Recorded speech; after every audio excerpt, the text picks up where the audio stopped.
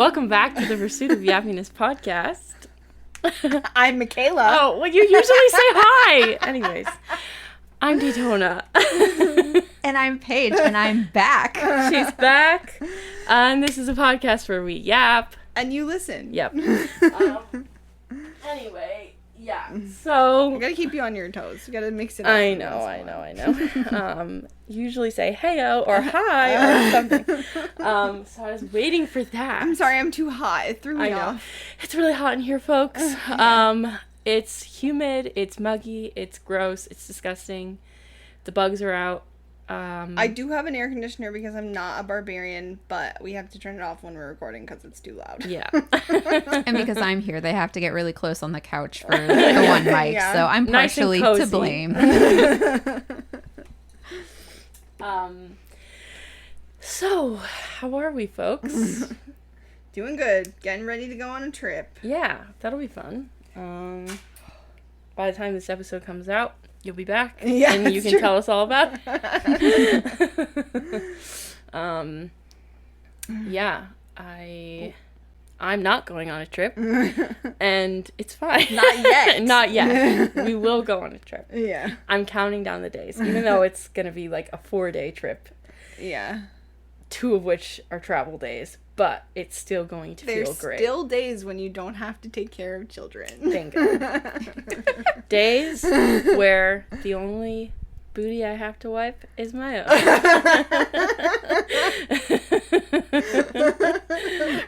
True and real. I've recently switched to like the 360 diapers because I'm nope, we're not doing the struggle diaper dance. Nope. What does that mean? It's like Crocodile rolling. no, but the 360 diaper. Like, Oh, what's the it's like difference? like they don't have the tabs that you are supposed to like the Velcro. Yes, right. Yeah, so it's you just it's kind of like more like underpants. yeah. Oh, And like you just slip pull them it on, pull it and then on. when you're changing them, You you rip rip them off. the tab off. I see. Yeah. Oh, Yeah. What an invention. Yep. Yeah. Yep. Just disposable undies. Yeah, basically. Yes, Yes. basically. Yeah. But enough about kids. Yeah. And diapers. Anyways. Diapers. I mean, we could Warning. transition to like space because there is like the Path Avenue there, but Oh, that astronauts have to wear diapers? well, yeah, and that it was created.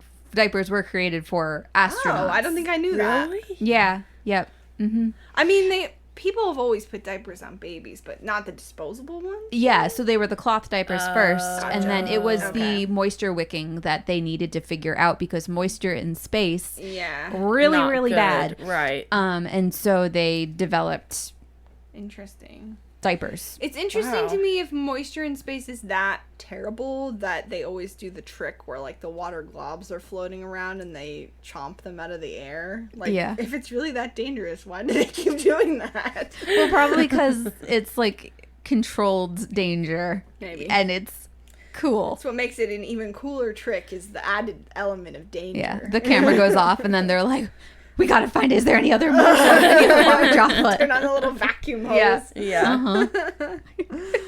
Oh my goodness. Well, I watched the first episode of Off Campus.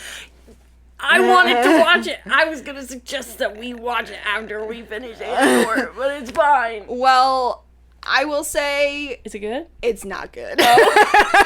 For those of us in the room Okay, or so listening who don't you know what what heated this rivalry is. I've heard of it. It's like the hockey From YouTube, romance yes. between the two arch rival hockey men. Yes. This is supposed to be like the quote unquote straight heated rivalry. So like Of course, it's gonna be bad. the guy is a hockey player and the girl is like A nerd. a nerd who helps Okay. him pass his classes or whatever. I mean, I'm here for that. Right. Exactly. Yes, I was yes. like, I'm gonna give it a fighting chance.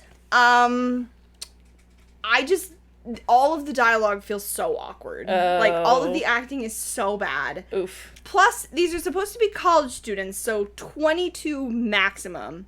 All of these people are at least 30. And they look at least 30. Like, yeah, like right. somehow in Heated Rivalry, they managed to make Connor Story and Hudson Williams look like they were teenagers. Right. And well, then, but they're like- literally like 22. Right. And then they aged them as appropriate. Yes. But these people all look like they should be hosting the afternoon weather or something. Like they're adult looking. Right. And especially the guy who's like the main love interest guy, his voice is so gravelly. I'm just like, well, you're hot, I guess, but I'm not buying it. Yeah. Like you're not selling Like this. he should be playing a 500-year-old fae, not It always comes back to the 19-year-old. 500-year-old Yeah. I don't know. I also felt like he and his frat buddies who all play hockey together had more chemistry, not necessarily romantic, but like screen presence chemistry together than the two love interests did. I mean, it's only the first episode. True. So like it might grow, but I don't know. I watched it and I was like, meh. Like I don't know. I wasn't into it.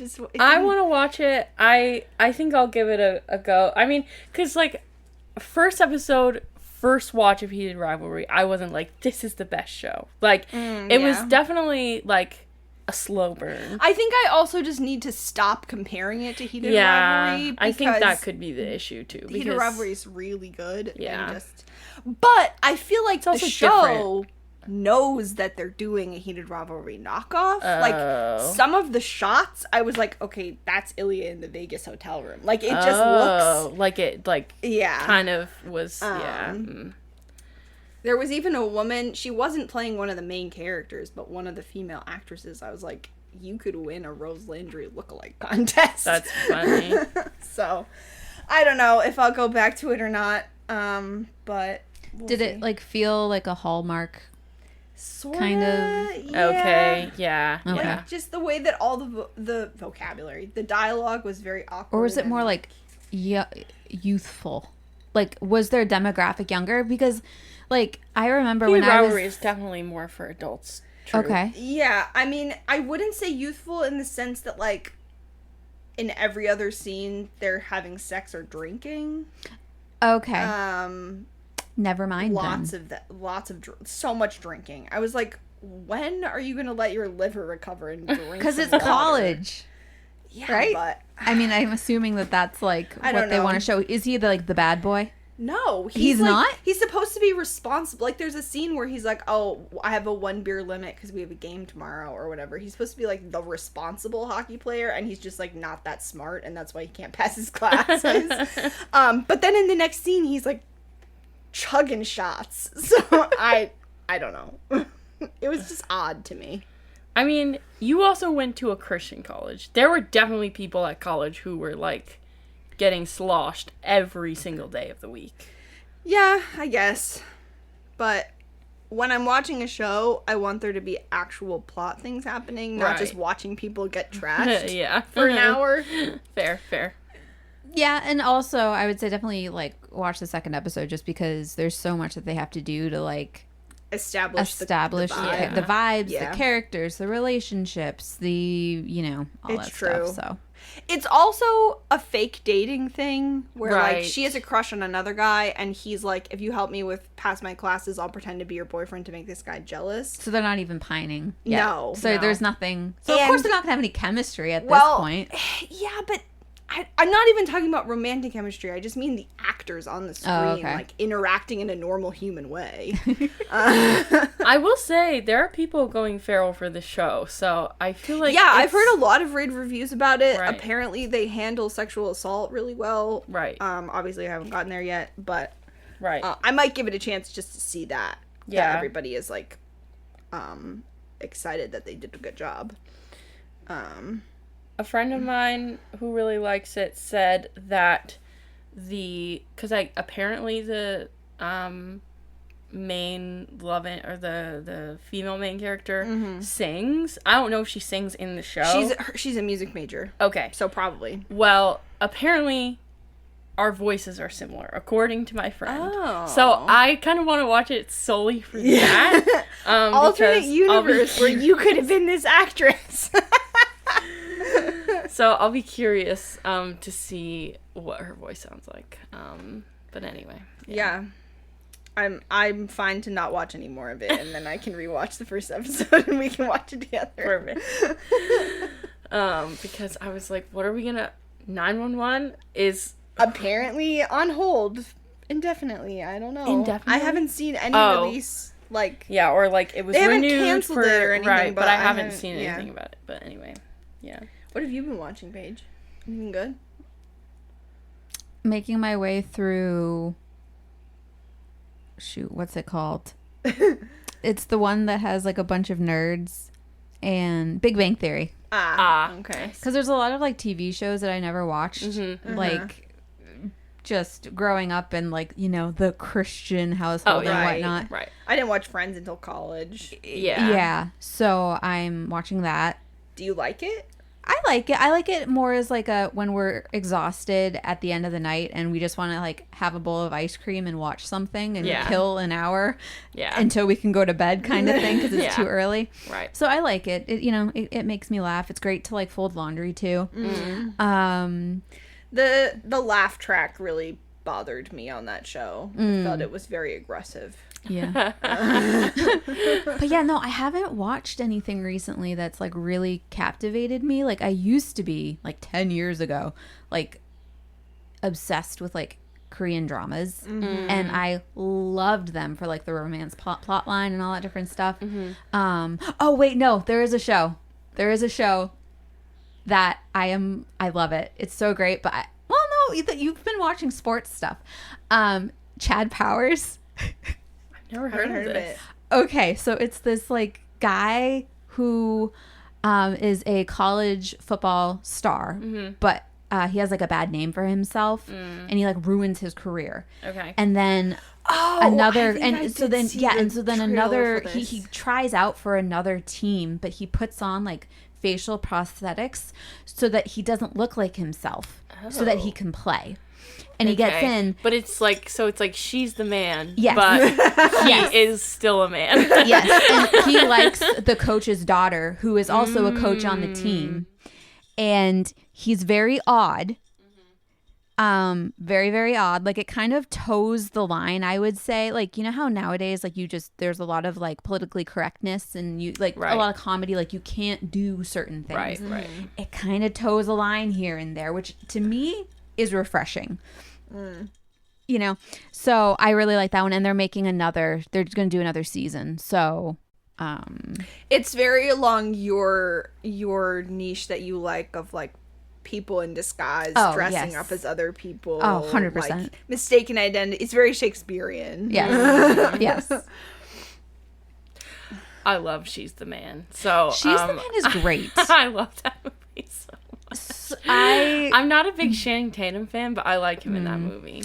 He plays like the lovable dumb jock. The himbo. meathead, the himbo. Yeah. You know, Yes. like what is it? That one scene I just remember as a kid, like my sister and I, we would replay it over and over and over. And it's the one where he's in the gym or something, and he like puts his arm up on like one of the weight machines, and he like slips, I think, and so he slams his head, and it was just like the funniest thing to us, and so we would just keep rewatching it. But yeah, no, sign me up. For a second, I thought you meant you and your sister were rewinding the thirst trap scene and like watching like sexy scenes of him in the gym over and over. I was like, why can I not picture this? No.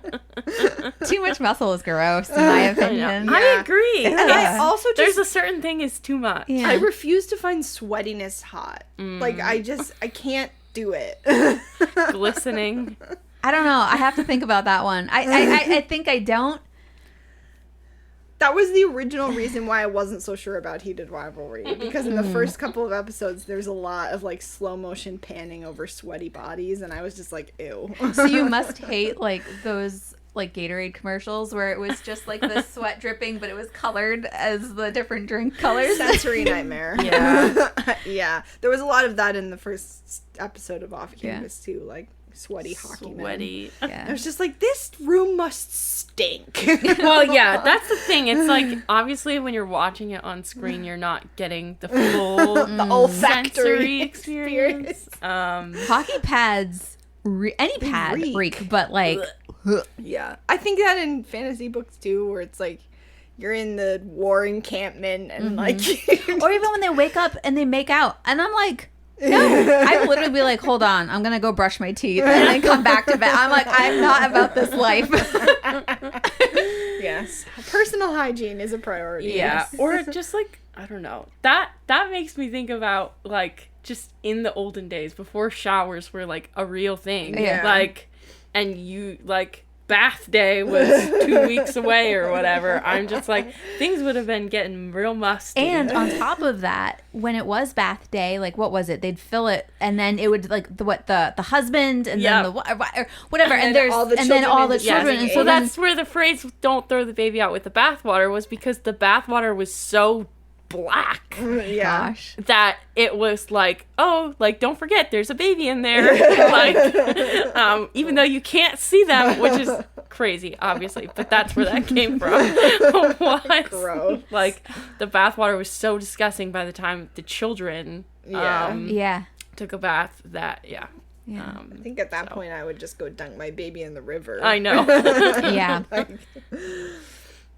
People are nasty. Yeah, it's true. Like you think about like, you know, old London, and there's all this rose-colored glasses. Then when you really think about it, like they were throwing like, you know, the poop in the streets and like all this crazy stuff. Yes. Yeah. Yeah.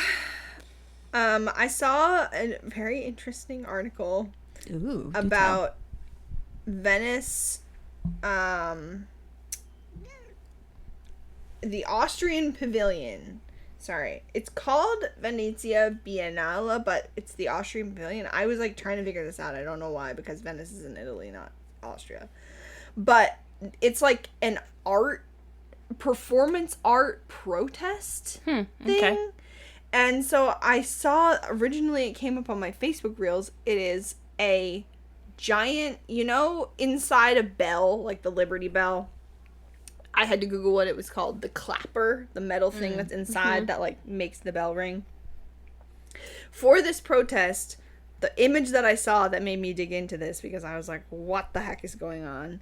It's a giant metal bell, and hanging upside down inside the bell instead of a clapper is a human woman. Oh, I've seen this. Yes. She's like attached by a harness hanging upside down, and she's completely naked. I thought this was an AI video. I'm not going to lie. No, it's real. Okay. It's a real performance artist. I was reading about her and all her crazy things that she's done. Whoa. All of her stunts that she's pulled. For I think I just saw like a random clip, didn't read anything about it, and I was just like, ugh, AI slop. Move along. Yeah, so her name is Florentina Holtzinger. She describes herself as a dancer, artist, choreographer, and leader of Europe's coolest performance girl gang. She represented Austria. Okay, so she's Austrian. She represented Austria at the Venice Biennale, which is like the plaza performance event. Her performances have included provoked fainting epidemics, and she does a lot of stuff with nudity, like where she's naked. So this article from The Guardian that I was reading has a lot of pictures of her like rollerblading naked or riding a jet ski naked. In the rollerblading picture, she's naked with knee pads and a nun's thing on her head.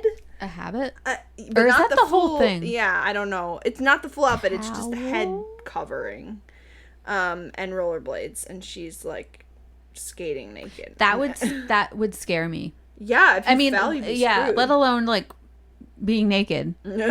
But yeah, no. And so like all of the interviews that this Guardian article was doing with her, she's like, why do we find being naked so provocative? And she's like using it as a platform for like political protest and climate change protest and all that stuff. But the bell image just looks so painful because she's hanging upside down by a harness. There's no way for her to sit up, so like all the blood rushing to your head, eventually you'd pass out. Yeah. But then she also was like swinging her body back and forth inside the bell to ring it. Right. And her arms and her hair were like dangling down. She looked dead. Yeah. And just like, how long was she up there for? Do you know? I have no idea. I couldn't find a lot of details about it. It was mostly an analysis of the like protest art, whatever.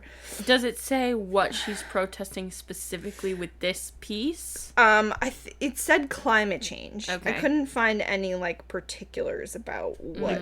Ringing the bell for warning. That's the only thing I can think of. I really don't know. I know. It says she appears Amazonian, muscular, impervious to cold, and crucially pain. Okay. Okay. I just don't, like, I get it. You get a lot of clicks, so then you can talk about your platform. Right. And people, like, listen to you, but I also just don't understand how this is related to... Performance art is always... It's very interesting. And it's like... I remember in Schitt's Creek, David was talking about, like, he was talking about his art gallery that he had in New York before the family lost everything and stuff. Yeah. And he was saying how, like, there was this one artist who he always did, like, her performance art, like, presentations or whatever. And he was like, and she breastfed everyone in the audience. and then he was like, it was a metaphor for, oh, shoot, what was it? He was like... It was like wealth inequality or like something crazy. I forget what it was. I'm going to look it up. But anyways. But that also, like, that means the audience has to be participating. I'm not going to breastfeed from some random woman. I hate it at church when they're like, we're going to switch up communion. And they're like, here, like, you know, like here, split some bread amongst yourselves. I'm like, I don't want to do it. Never mind. Like, Oh, gosh. This performance also included a guy who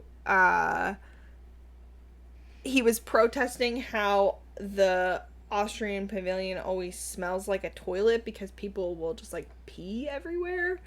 And so she says it's always the unofficial. Oh no, it was the same woman. The caption has the photographer credited, so it's the same woman. She said the pavilion is at the back of the site. By the time you reach it, you've been through 2 or 3 hours of art and you have a full bladder. Everybody pees behind the Austrian pavilion and it smells like a toilet. Why not make a clean, nice, functioning toilet? And so there's a picture of her inside a square, transparent glass tank filled with audience's filtered urine. And she's wearing like a scuba mask and she's just in the tank of pee. Gross. that's gross. Insane. No. This is what it was. Yeah, it was. David says, she's a Brooklyn-based performance artist. She's a big deal. Anyway, she would walk into the space wearing a clay mask of a fawn, remove her clothing, and breastfeed members of the audience. It was a commentary on income inequality. Can you imagine, though, being those actors when you get to read that script? I know. And just, oh, So funny. so great. Yeah. I imagine this being your life where you're like, what's my next crazy stunt gonna be? I know. But no matter what it is, I have to be naked. That's the bottom line. Yeah. Yeah. Yeah, I'll be the wild. first to admit that I don't really understand a lot of performance art pieces. The only one to me that makes sense that I can think of, like, directly on the top of my head is the one of, like, the robot that's, like... With the blood? Yeah. Yes. Yes. And it's, like, cleaning Scooping up. its oil. Yes. Yep. And it's, like... Does that count as performance art? Because there's nobody performing. I mean, the robot is... Okay. Have you seen the one of the guy, he's, like, trying to, like... It's, like, a rotating staircase, and there's, like a trampoline, I think, in the center of it or something, and he like takes a step and then he falls and he comes back up. Yeah. That one's cool. I Yes, can't remember I've anything seen else that. other than it and what it was trying to say. Yeah. Yeah, I will admit, art in general, I just don't get it most of the time. I mean, like, if there's something, like, a painting that has, like, pretty color, like, even abstract art, like, yeah. Maybe didn't gather all of the meaning behind it, but I'm like, oh, that's pretty. Like, Yeah, but there's some Well- art, like, my brother went to an art school, Right. and when we went there to go to the art museum, most of that stuff was not visually appealing. And so I was just like, if I don't want to look at it with my eyes, what is the point? Right. So there was this interesting thing that I heard, and I was like, okay, that kind of makes sense, and I liked it. It was basically talking about how the question of like abstract art, like, can you even call it art if it's just like a square? Like, anybody can do that, right? And someone basically, it was the point of like, artistry used to be how can you make it be as perfect as possible so that it replicates real life. And then the photograph was created. And that skill, though incredible, kind of became obsolete. Right. And it was a shift into things that might, you don't want to look at, or it hurts your eyes, or it's abstract, or whatever, because it's that human touch. Right. Which I thought was kind of interesting, because I always kind of was like, I don't like abstract art. Like, I like the stuff that looks pretty and is all like realistic and realism and all that different stuff. But yeah, I don't know if it's necessarily abstract. I just remember like a couple exhibits at the museum that we went to. One of them was literally a Coca-Cola machine or Coca-Cola refrigerator that had a clear glass door, and inside on the shelf was a glass chess set. And that was the whole thing. And I was like, what am I supposed to be looking at here? Yeah. Like, you didn't make anything. Right. You just put a chess set in a fridge. Like, I just don't get that. Like, yeah, what? Right. I don't know. Yeah, there's some stuff that is like, yeah, I don't understand the meaning of this. Or, like, a big-ass canvas that has a single dot in the middle. And you're just like... You're wasting the canvas. Cool. Like, but... obviously there's so many, like, abstract art that is, like, very cool or does have, like, that is thought-provoking. Yeah. I mean, I'm the first one to be like, it doesn't have to mean anything. If you think it looks cool, you go for it. Right, like, absolutely. If it brings you joy, have at it, man. Right. But a fridge with a chess set in it, I just feel that that's not really going to bring anybody happiness unless they're really into chess. Right. I suppose. Like, it's like a new game. It's like an ice chess, and so the timer is you only have it until the pieces melt. Until the pieces melt. Yeah. Yeah, I would be curious as to that person's, like, process and, like, and of what course, they were they thinking never of. explain it. Like, on the little plaque, it's all, like, weird flowery language that doesn't explain anything because they want you to interpret it however you will. And it's like, okay, but what if I'm too dumb for this? Like, I just feel I don't live on the same level as these people. Or sometimes it's just that they are like, I'm gonna paint a piece of cake, and they do that, and then they're like, I'm gonna paint another piece of cake. I can't remember the artist, but when I was working in the school, the students, they would do an art project where they would write a story based off of like a piece of art. And so we would show them a bunch of artwork. So, there's like some that you're just like, okay, but you could see it in action of like different people liking different sorts of things, which was always really cool. Yeah. Have you guys ever heard of Alex Schaefer? That name sounds familiar. He's an oil painter. You should Google him. But every single one of his oil paintings are of banks on fire.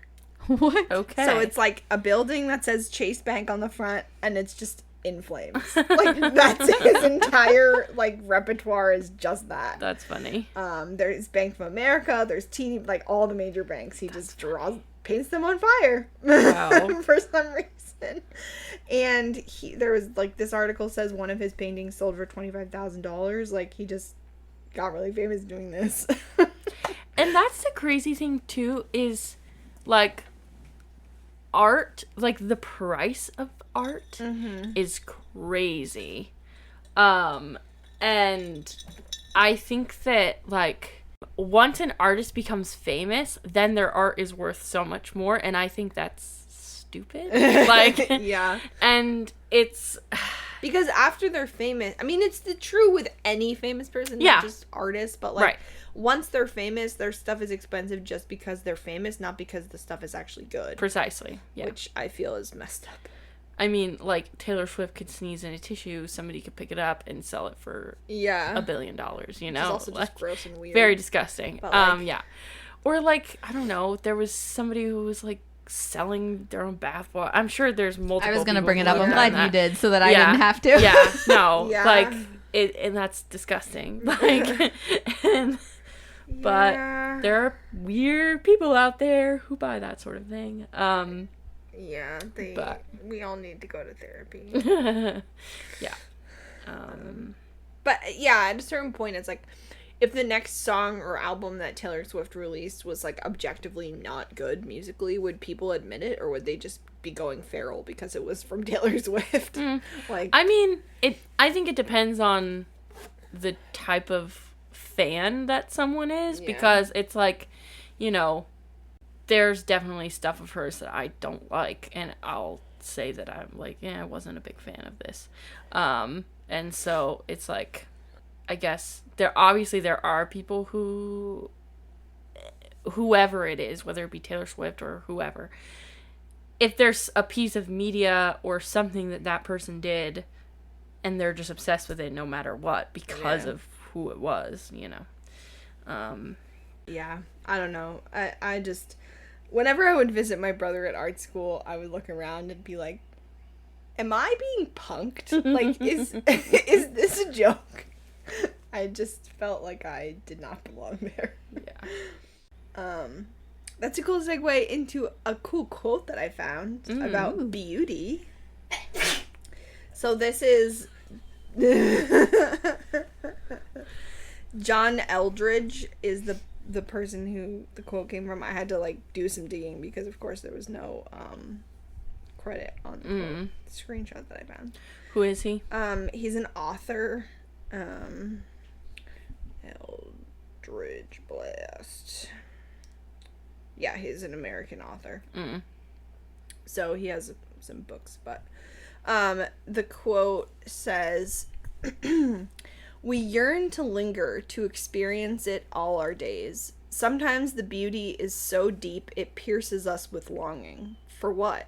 For life as it was meant to be. Beauty reminds us of an Eden we have never known, but somehow know our hearts were created for. Beauty speaks of heaven to come when all shall be beautiful. It haunts us with eternity. Beauty says, there is a glory calling to you. And if there is a glory, there is a source of glory.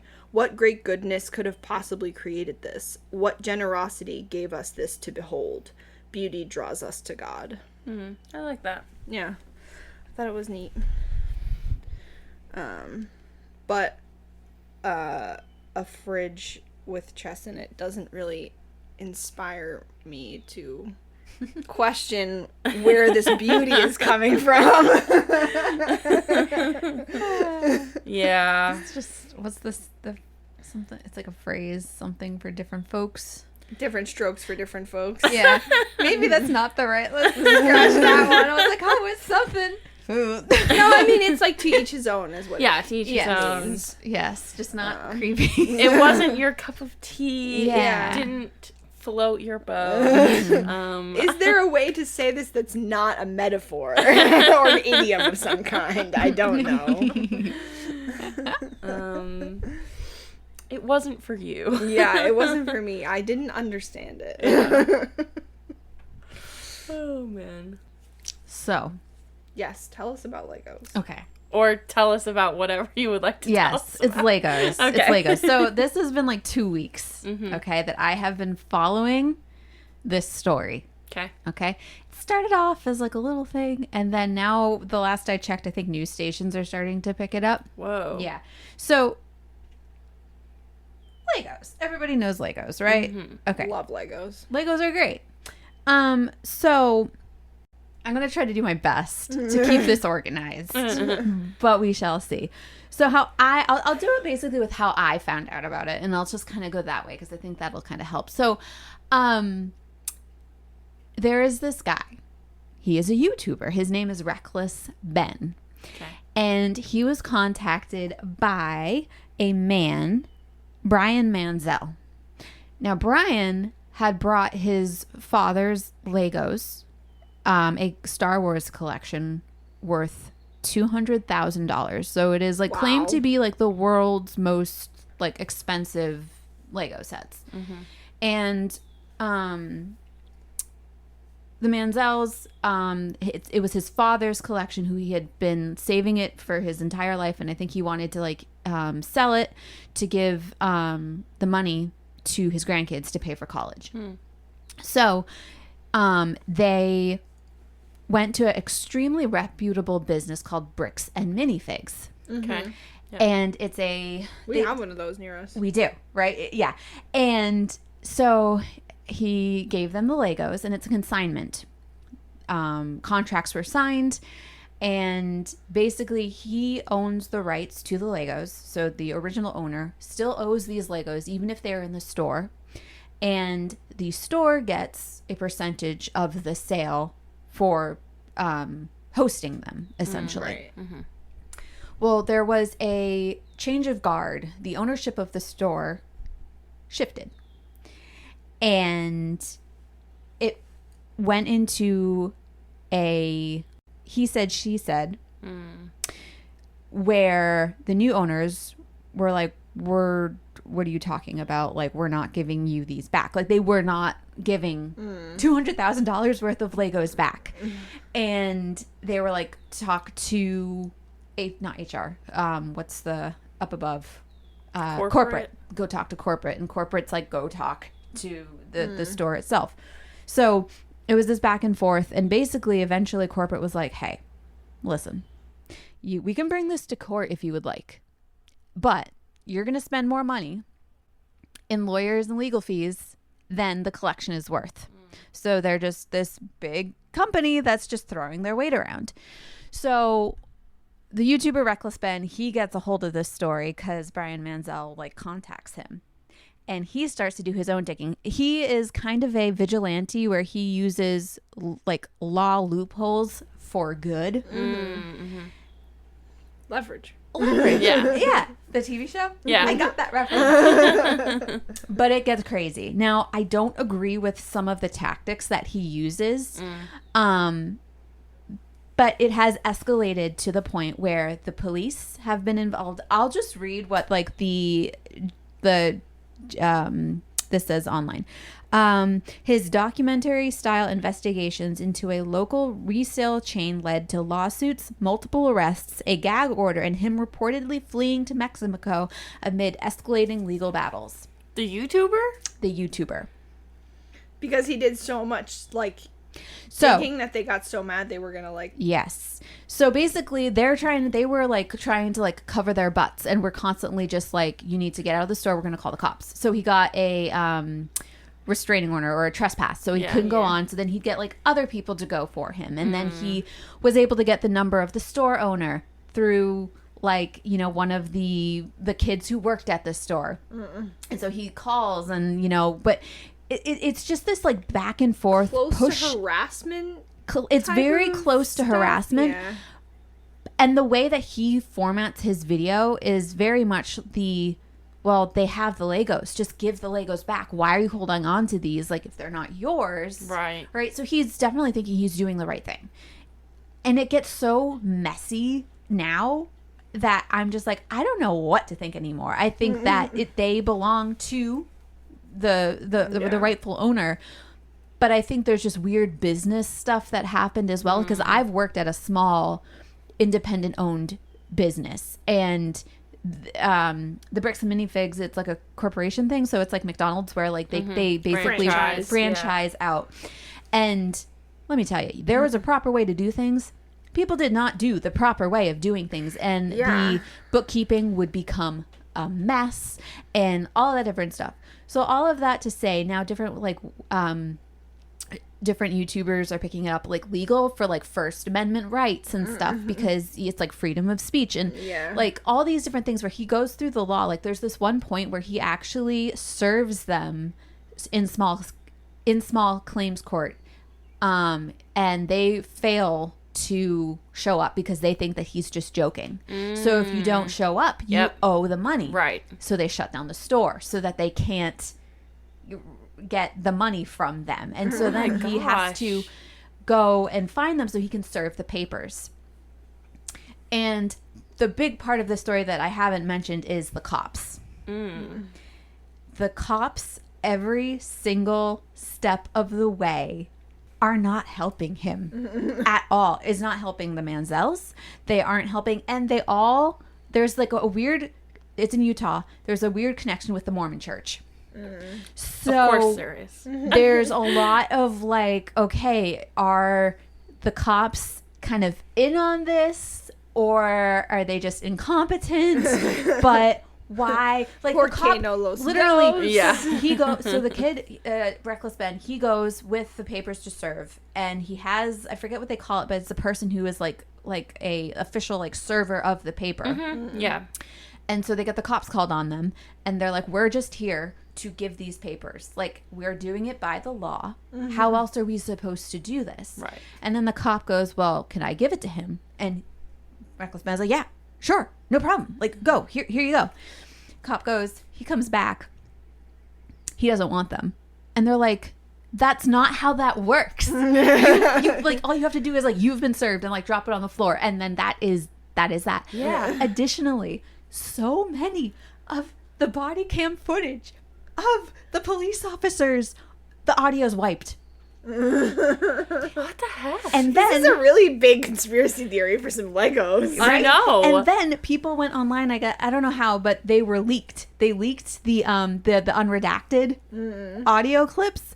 Does not look good. Does not look good. The whole thing is just crazy and insane. How big of a corporation is it? Like, what is like the, net worth of the CEO or whatever? I don't know, but I do know, and I love this because, right, it all started with Bricks and Minifigs basically being like, well, we'll bring you to court, but there's nothing you can do about it, right? Age-old story. They then went to Patreon and were like, they went through the proper steps to get Reckless Ben's Patreon removed, which is his main source of income. The CEO of Patreon went online and he made a video where he basically stated, he was like, we got that. We have all the information. And I think maybe they have to do something about it, like legally or whatever, because there are like official like legal documents of like harassment and stuff. But the CEO goes and he just basically says, but unfortunately, we are not going to follow through with that. And if you would like to bring us to a legal battle, we can do that. So like, that was kind of like cheeky, and I liked it because it was a bigger corporation, a bigger business. Right. But yeah, my retelling of it does not do any justice for the like ridiculousness of it all. Like because like this YouTuber, he has like there's one point where he makes a lottery so that he can push it from a civil lawsuit to a criminal so that the police have to get involved, like that kind of loophole-y stuff. So it's also interesting hearing them talk about the law and everything like that. But yeah. My question is, at the very beginning, like when you take something to a consignment place, you get paperwork that says this is your stuff. Like, what happened to the receipt? They have it, but the new store owners are like, well, that's not my signature. I didn't sign that. So, and it was fishy too because like there was the previous owners were like basically like kicked out of the store, I guess, like on like a Thursday night or whatever. And like it's on video of the lady basically being like, I have tickets that I have not paid out yet. Yeah. And the new owner is on the phone with somebody from like, corporate, and they're like, they will take on the responsibilities. We take on the responsibility of those consignment like items. Well, there you go. But that's why it's just like, there's all this stuff where you're like, why is this even being a problem? Right. So people on Reddit are like speculating like, it's probably between like 10 million, like, so the corporation itself, each store in revenue makes like 500,000 annually per store, and who knows how many stores there are. So it's like they're a big corporation. Like there's no reason that this should even be happening. $200,000 in a Lego collection is like nothing for them. Right. Mm-hmm. So it's like the bad PR that they're getting is like way worse than if they just like quietly gave them back. Yeah, or like actually like worked with the people and were like, okay, let's figure out what's going on. Like something is like, okay, like if they truly were like, we don't know what you're doing, instead of just being like, get out of here, you know, whatever. But there's like a point where like the owner is like, we'll give you the Legos back. Like, we've had enough. We will give you the Legos back. A week passes, there's nothing, and then he goes back on what he said. So there's lots of like flip-flopping and a lot of just like really confusing stuff that I don't know. So but bizarre. It's also sad though, because now other Bricks and Minifig locations are getting blowback, and they don't have anything to do with that. It's just people who own. Yeah. So right. Yeah. Yeah, you would think that corporate would have the power to just be like, hey, you need to do this, or we're revoking your like franchise rights or whatever. I don't know. Yeah. So bizarre. Very, very bizarre.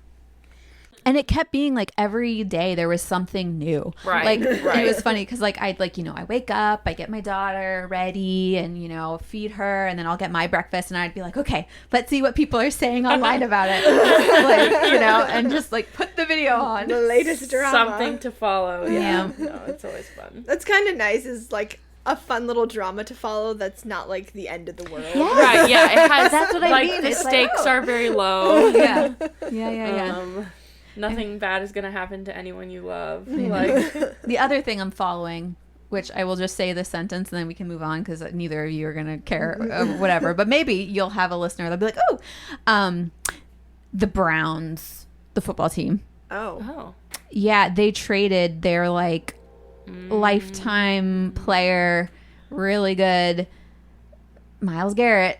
And that means nothing to you guys, but it's bad. okay. And my husband... Why did they do it then if it's so bad for them? A lot of people question that. I think it might be he's older and they traded for another player and they're hoping that maybe they'll have a longevity like kind of thing, but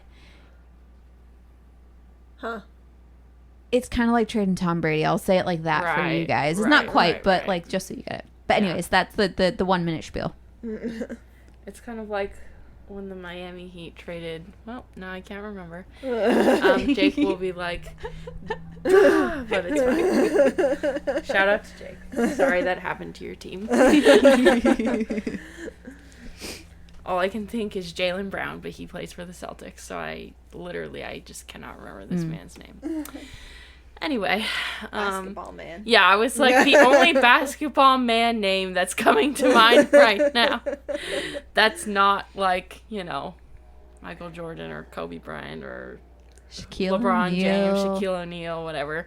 Larry Bird. Yes, right, exactly. I also very briefly followed a small drama in Alaska where there's 2 Congress seats that are both occupied by people with the name Dan Sullivan. Okay. And one of them's a Republican and one of them's a Democrat. That is amazing. The Republican was there first, and so then of course they were like, the Democrats are doing this on purpose to overshadow our candidate. And I just was like, that's hilarious. I was giggling. I thought it was funny. That's really funny. But like, there's not that many people in Alaska. And yeah, the odds. 2 of them be named the same thing, and then both of those people. But Sullivan is a very, very, very common last name. Right, right. And what was the first name again? Dan. Yeah. Yeah. But I just thought that was so very funny. The articles where they were interviewing the Republicans, I was like, really? This is what you're worried about? Yeah, I mean, to me, it's like not a big deal at all.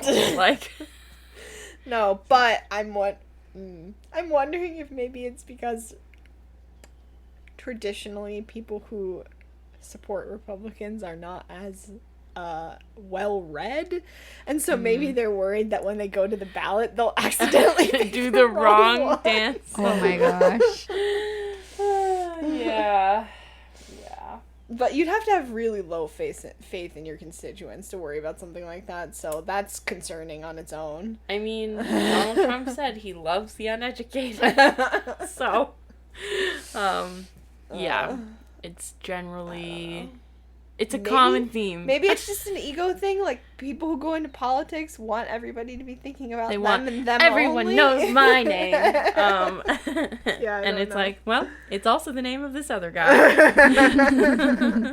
Wonder how many Dan Sullivans there are in the world. It's definitely Probably a lot. A lot. Definitely a lot. It's like John Smith. Right, yeah. But not as obviously fake. Dan Sullivan sounds like a guy who owns a car dealership and It has like really commercials about it. Like, come Is it on 'cause of, down like, Sullivan to Dan Tire? Sullivan, maybe. Like, Dan Sullivan's used car superstore. We got Toyotas. We got How many more can you name? Subarus. Uh-huh. Hondas. Uh-huh. Daniel Sullivan, fairly used cars and trucks for sale. Where? I just Googled it. I don't know. That was the first thing that popped up. It's a Facebook page. It looks like... Where are you located, Dan Sullivan? What's the area code 309? Just 309. That's it. The area code. Oh, sorry. I was there with you, Daytona. I was like, what? That doesn't make any 309 sense. area There, code. it's a 309 number. It doesn't have a Illinois. address posted. There you go. Illinois, Dan Sullivan. That's a very Midwest name. Mhm. It's true. He has a mustache, glasses. All right. Paige, you had a poem? I do. But I wanted to ask. Okay, yeah. Well, wait, how much time do we have? Because I don't want to We're at like... 53. You're We're fine. good. Yeah, Okay. we're good. Because I was just curious about, since I'm here, what's the last update that you guys have given of the campaign? Oh boy. Was it back when I was we here? talked about the wedding. Didn't I we? think so. I think we just said Hanson and Sylvie finally got married. Yeah. Okay, yeah. So they got married, yeah. and there was a great party, which I wanted to be in attendance at that party. It sounded amazing. Oh, yeah, absolutely. Beautiful. It sounded great, but there was like not a lot of people. So like I was like, when you really think about it, there's just like these little pockets of conversation, and then just Yeah. like the awkward person, like when like one person leaves, there's like the other person who's like now standing awkwardly by themselves.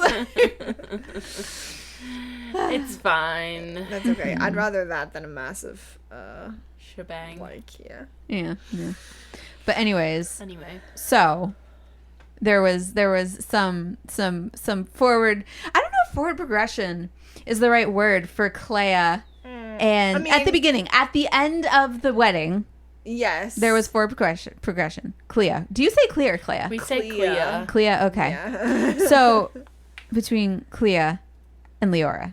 Yeah. Leora's going through it. She's trying. I want to punch her in But- the face. Yeah. I literally was like, She's well, so annoying. she's waffling like a Waffle House. So I was like, I guess Clea is gonna be putting her foot forward, and she's making her sandwiches. Good for her. Good for her. Good for her. Yeah. I don't know where we're gonna go from here, I though. don't either. I mean, I guess it depends on if anybody else is around. Or So what like- we're not speaking of, and what I wanted to get your reaction of, was, did you read? Yeah, I through- read everything. Okay. Yes. Yeah. Leora, do you want to explain what you did? Well, there was a creepy guy. Who deserved to be punched in the Yes. He was like hitting on Clea at the bar, and I thought it was going to be just that, but then it turned out that he actually like broke in and ransacked her home looking for something. And so Clea was like, "We're going to go confront him." And I was like, "You sweet summer child. You have no idea what you're doing, but I'll go with you so that you know, I want you to feel empowered, whatever, but I also want you to be protected." Also, this is So- all us trying to stall so that we can get Sylvie back into the storyline, but let them have their wedding night. Yeah. They had a wedding night, which, did you read that? Yes, I did read that. Okay, good. That was the one that you posted before even. Yes. Yes, I read that. Because I Yes. was just so excited about it. But anyway, so they went to his house and confronted him, and then he just kept being creepy and gross and Which was horrible to write, by the way. Yeah. I hated writing that. And I was Yucky, like, yeah. how do I have to keep pushing this? Because yes, there was lots of unwanted advances. unwanted touching, yes. And then Leora just like lost it because she's been keeping a tight leash on her anger and all of her emotions for so long, sort of trying. What's the face you're making? Tight leash on her anger. She's trying to anyway. But she's been talking to lots of people that she can't like take it out on, like her family and her sister and like whatever. And so finally she's presented with this creep and she's just like, Somebody's getting a smackdown. yeah, today. exactly. She doesn't have anybody that she can be soft with. Exactly. And like I was thinking actually that like all of her friends are either her exes, her coworkers, or her blood relatives. Right. Like she doesn't have any like just friends that she can sort of vent to. Besides maybe Cerise. I was going to say Cerise, but yeah. It kind of is a weird thing because Cerise was Tamsin and Sylvie's friend first. Right. Yeah. But yeah, so she punched a guy. I rolled a natural 20 to punch him in the face. And that was the last we did, so I don't know what's There will be a line of like, my nose! You broke my nose! Good. But I don't know how far to push this. I am kind of at a stump. I'm at a like a well, I mean, we'll probably just have to do some rolling, like, to see. Well, first like of all, I was gonna ask, do you want to like straight up combat this dude? I feel he's sleazy, but I feel like he's like he the would type run. That would be like, oh, I'm not gonna hit a woman, you know? either that or he would just try to run away. Yeah. Oh, The he would first run. chance he Yeah. got. Yeah, for sure. So, like, I mean, I don't know if Leora would have the wherewithal to actually go after him, like chase him down, because she wouldn't want to leave Clea alone. yeah. But now I'm like, what do I do with Clea? You just attacked a person in front of her and went ape shit. Yeah, I mean, that's what she was trying to say. Like, I have problems. That and is true. Clea was like, It's okay. it'll be fine. And so I'm now making sandwiches. I'm kind of excited for her to actually, like, see what's happening. Yeah. Like, what Leora is. I guess to me, like again, he deserved to be punched. Like for sure. he was genuinely being disgusting and horrible, and so it's like I don't think that she's gonna react badly. Well, I guess that then the question would be is like, in your mind, Michaela, like how much of a beating does she give him? Because I he feel, rolled a 6, so and it was a nat 20. Like I thought in my head it was that Leora was just the like, unless someone pulls you off of him, things are going to end badly. Yeah, I don't think she Because would... that's scary no matter what. Exactly. And Yeah, so that's fair. why I was like, even if he deserves it, two things are happening. One, Clea is seeing potentially like violence for the first time because like she lives a pretty isolated existence in Right, her yeah. inn. Like she probably has never seen somebody get in a fist fight before. So like her studying I mean, to she be owns a bar. yeah. But it's not a seedy bar. Yeah. Like, her studying to be a wizard and having dreams of it being an adventurer, and this is, like, kind of the first look that she might have into what that might be like. Right. But then also, Leora, specifically, seeing Leora, who she's only ever seen in, like, very tame domestic contexts, seeing her be an adventurer who, like, is able to commit violence is a separate thing, too, that right. she's gonna have to, like... somehow reconcile in her mind, even though the guy deserved it and Leora was doing it to protect her. She's gonna have to have some kind of reaction, whether it's gonna be to like be horrified and disgusted or to think it's hot. I don't know, but like something. Right. Yeah. It'll be interesting. But she also wouldn't want Leora to like Kill the keep dude. Kill punching someone. guys, Yeah, so yeah, she yeah. would probably try to pull her off Yeah. and Right. like whatever. But so. it's like, and then I'm like, but what do I do? Like, if she pulls Leora off of him, then the question is, well, where do they go? Like, you could go back to the tavern, but like if you're in a bad shape or whatever, like it's not like she can go to Sylvie. Yeah, I know. She can though. Wait, isn't it the same night or what? No, it's the day It's after. the next Oh, morning. it is. It's the day Okay. after. But she wouldn't want to because she wouldn't want to, like. Well, she needs to get over that. It's the day after the wedding. It's the day after their wedding. She's on a honeymoon. Sylvie literally They're just in their house. Yes, but Sylvie literally just got done telling her how excited she is to stay home and not do anything and not deal with anybody and not have to solve problems and That's a like- gross misinterpretation. But I also think Leora will not want Sylvie to know. yes, she's Right. also going to be super embarrassed and Right. like not want Sylvie to like Right. see her doing stuff she knows she's not supposed to be doing. Right. So even if Sylvie was not on her honeymoon, I don't know if she would volunteer that Fair. information. Well, Sylvie's bored, so I'm gonna pull back in. Yeah. But anyway, I don't know what's going to happen because I also don't know who this guy is, who his friends are, or who he's that connected he was to. talking to. Right. Exactly. Like, even if he runs away and I go home, there probably is going to still be consequences for it. Assuming, because if he was just like a random flirt in a bar, that's different than him having like a whole plan A whole to plot, ransack her yeah. home and Right. like talk to friends. And I'm still hung up on like the little magical symbol that was in her bedroom because that Right. means that his friends are at least in some way kind of powerful and Right. connected, which is kind of scary. But we'll see. We'll see what happens. Yep. But yeah, I mean, what happens immediately next will depend, one, on Clea's reaction, but two, on, like, how the guy responds. Like, if he just runs away, then it's over. But if he tries to fight back, then that's Yeah. different thing. I would imagine he'd probably just run away because he's greasy. I really like he's that gonna word. run away. I really sure. like that word that Yes. he is, greasy. greasy, That was yeah. a good word. It's very For sure. greasy. Yes. For sure. Anyway, Paul? I'm excited to see what happens. Me too. Same. I do also feel that it's time that Leora suffers consequences for her. Mm-hmm. What if she gets thrown in the keep because she literally assaulted a random man?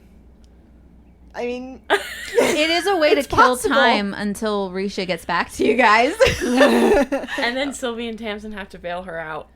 but somebody would have to tell Sylvie and Tamsin that she's there, and she wouldn't do it.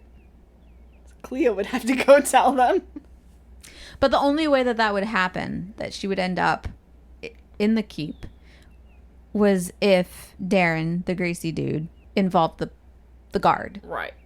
And he is up to something nefarious, obviously. Right. So it probably actually wouldn't head I in mean, that direction. Darren was also up I to know. something I was nefarious, like, and he was he's in the guard. Literally part of the guard. A So, high-ranking, yeah, so.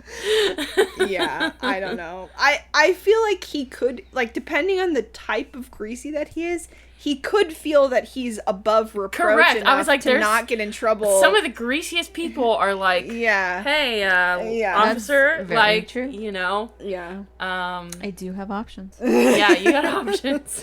yeah. But I feel because she's been like going so long without dealing with her problems and her anger issues, She needs and, to like, hit a rock bottom. She needs somebody to somehow confront her and be like, look, there are going to be consequences for this. Like, you can't just yell at people and get away with it and everything's fine. Right.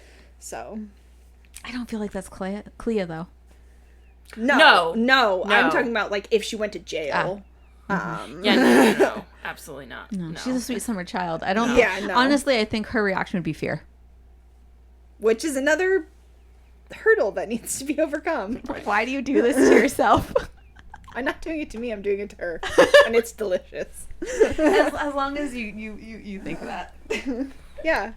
I don't know. I feel like in order for them to have, like, an authentic relationship, they need to see each other at their worst and, like, deal with how that's gonna go. Mm-hmm. Yeah. It's true.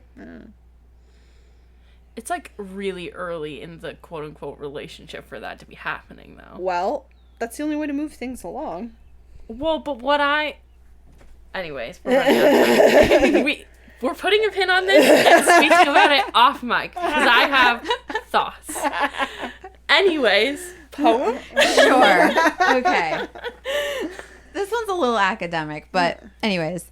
It's called Whoso List to Hunt, I Know Where Is an Hind. And it's an old one by Sir Thomas Wyatt. I read this in college and I just absolutely fell in love with it. So, whoso list to hunt, I know where is an hind. But as for me, hélas, I may no more. The vain travail hath wearied me so sore. I am of them that farthest cometh behind. Yet may I by no means my wearied mind draw from the deer, but as she fleeth afore, fainting, I follow.